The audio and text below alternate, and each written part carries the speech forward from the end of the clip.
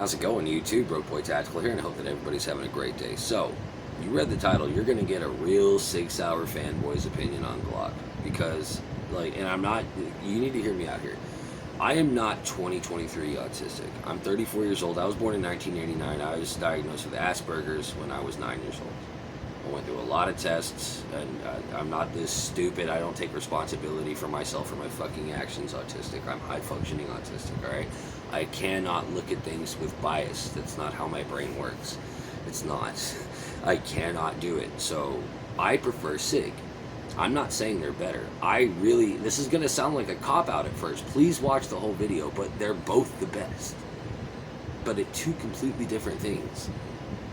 Alright? Here's the deal. If you've got a 6 Sauer P320 or a 365 or a 365 XL and you love it, that's great.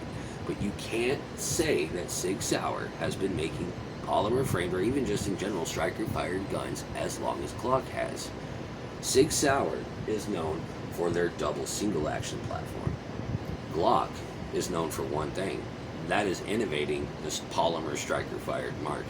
And they have stayed the kings of that market for a very good reason. I love Glock for what they are, but they're not comparable to an all-metal double single action SIG Sauer. They're not, like this 229 custom shop right here, or a 226, or hell, an M11A1, or a Mark II. They're just not. It's apples to oranges. Sure, Glocks shoot bullets, their guns, their pistols. SIGs shoot bullets, their guns, their pistols. Oranges are fruit, apples are fruit, but one's sweet and one's tangy and sour. It's just going to depend on what you like. They're both good for you, and they're both delicious. All right? Glocks are 100% trustworthy, reliable, time-tested firearms. There's no getting around this. They fucking kick ass for what they are. And SIGs are fucking awesome for what they are. They're the best at what they are. And I know somebody's going to say, no, I'll take a CZ75. I'll take a Ruger P series. I'm going with the Beretta. They got the Beretta M9 got the military contract over the Mark II.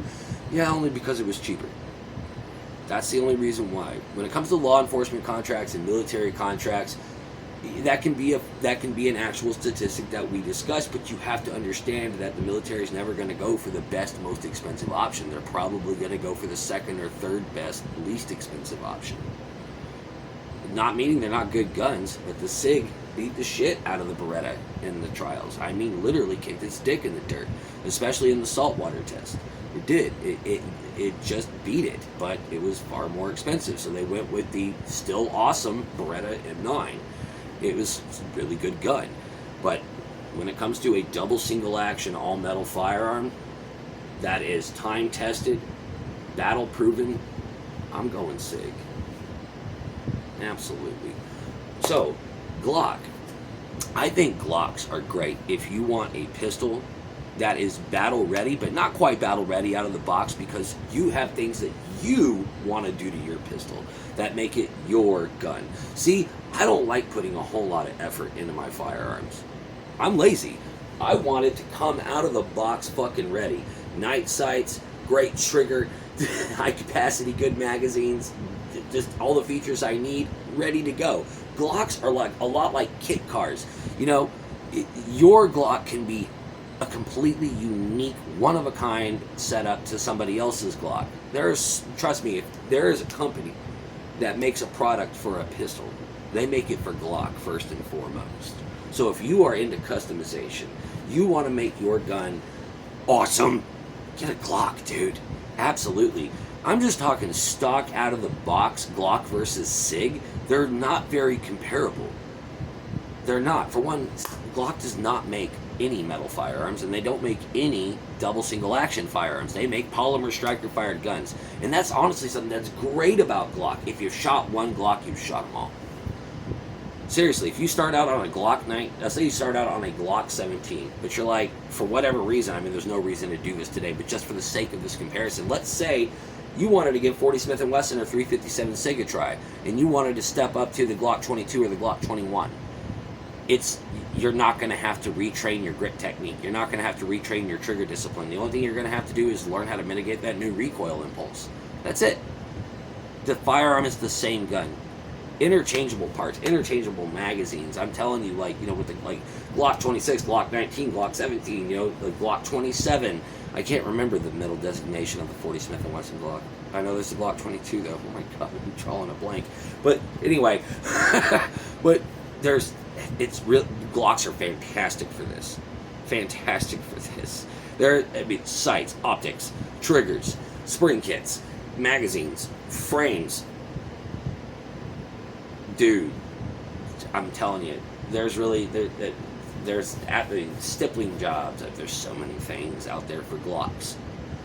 SIGs, when it comes to a double single action firearm, yeah, there are trigger options. Not nearly as many as there are for just even the striker fired platform in general. Okay?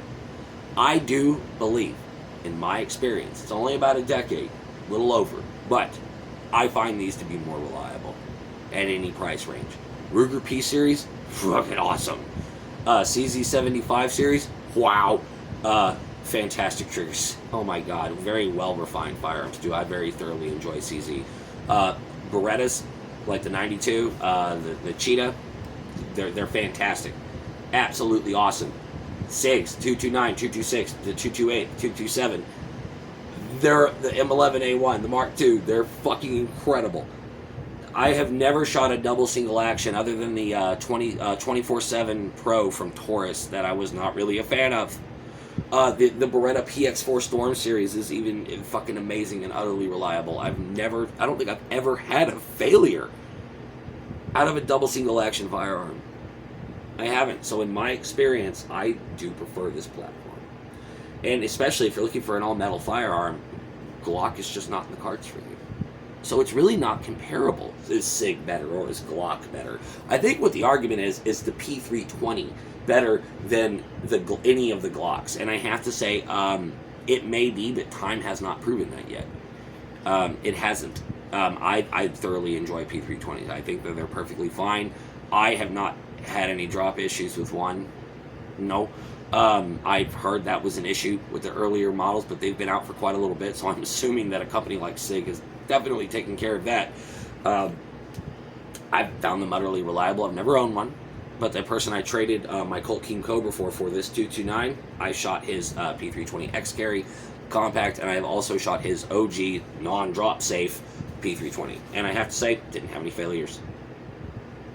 Nope, seemed utterly reliable. But if we were really being honest here, if we were going to war and you put a P320 in front of me or a Glock 19, I'm going to have to choose the Glock 19. It just has that time-tested, proven reliability going for it, man. I'm sorry. But, you know, the P320 could be a better firearm, but the test of time has not shown that yet. So, you may disagree, but that's where I'm going to have to go with it. I don't think it's a very fair comparison. I really don't. I think that they shine at two completely different things. I think that SIG is known for their double single action firearms, like even their polymer ones, like the SP 2022. I own that firearm. That's a fantastic gun. Just like I said, double single action platform, dude. And SIG is the king of that crop, in my opinion, when it comes to the double single action platform. To what's available to the civilian market, really, absolutely. The P229 or the 226 is just where it's at, dude. But really, there's no bad one. Really, I mean, except for maybe the 24/7 Pro. I didn't really care for that. Still didn't have any reliability issues, though. Just didn't really care for the trigger. I thought it was kind of crap, even the single action, but I digress. But striker fired guns, I've had a slew of reliability issues with those. Never had them with a Glock. Ever. Alright, so that's where I stand on it. I think that Glock is the king of the polymer striker fired world, and I think they will remain that way. And I think especially if you're looking for a gun that you want to put your own spice of life onto, Glock is really where you want to go. Absolutely. I know there's a lot of aftermarket support for SIG, the P320, the 365, the 365 XL, and I have to say they're really good guns. They really are. But again, they just don't have that time-tested track record of reliability from a striker-fired platform. They're coming from a good company, SIG, but even from a SIG fanboy, I would choose the Glock if I'm going with a polymer striker-fired gun.